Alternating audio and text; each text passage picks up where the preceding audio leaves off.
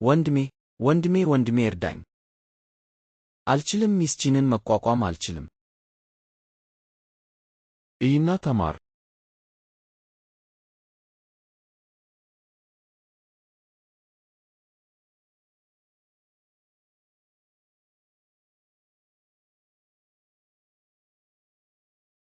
ሚስኪን ዛሬ በጣም ልዩ በሆነ ሁኔታ ተኳኩለሻል።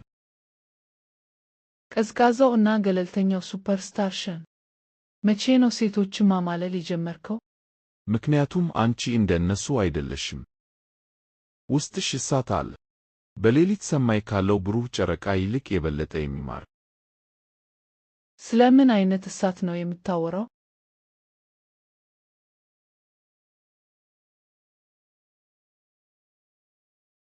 የፍላጎቴን እሳት አቀጣጥለሽዋል። ነገ ቢሮዬ ና። የውሉን ስምምነት እንፈርማለን።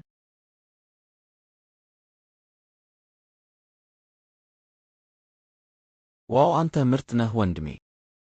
በእውነት ተሳካለህ። አንተ በጣም ልምድ ያለህ ተጫዋች ነህ። እውነተኛ ካሳኖቫ። አድርባይ ነህ።